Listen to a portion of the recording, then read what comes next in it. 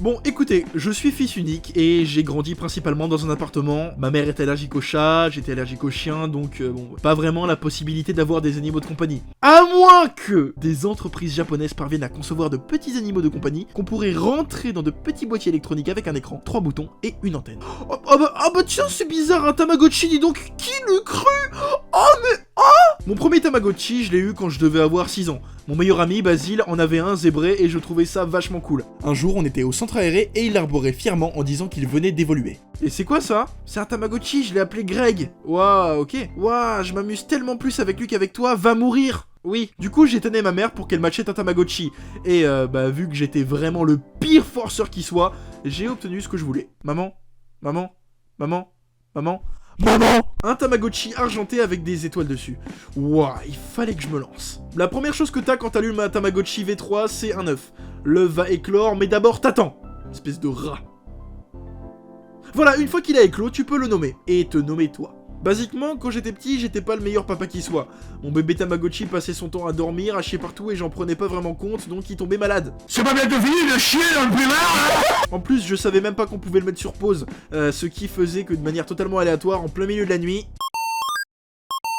Ok, je vais te donner à manger, Crazy. Oui, je l'avais appelé Crazy parce que j'étais fan de Crazy Frog. Oui, quand je me rappelle, j'étais systématiquement scotché à mon Tamagotchi. En CP, on était allé visiter un village musée pas loin de chez nous, et dans le bus, je me suis retourné et tous mes amis ont dégainé leur Tamagotchi. Du coup, on a fait jouer nos Tamagotchi ensemble, c'était trop bien.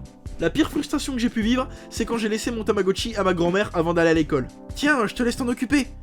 D'accord, comment ça marche?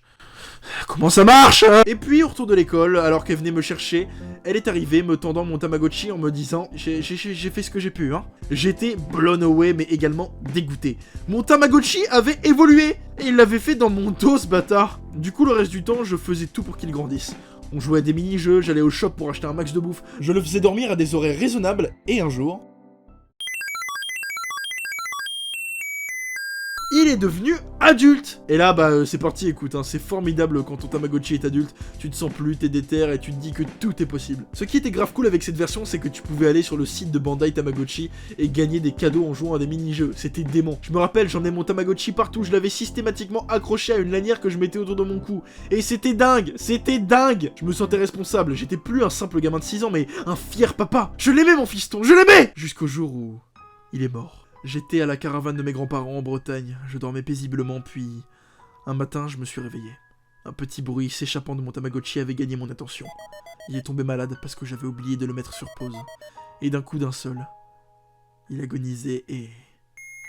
il est mort. J'ai vu son âme s'échapper de l'outil et... il est parti. Il m'a quitté. Adieu, Crazy. Tu manqueras à tous. Je t'aimais. Tu es un vrai héros.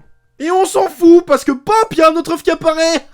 Puis après, bon, j'ai délaissé mes Tamagotchi pour mieux jouer à la DS, parce que c'est une autre histoire. J'espère que celle-ci vous a plu, et j'espère qu'elle a pu raviver des souvenirs à certains. On se retrouve très bientôt. Ciao.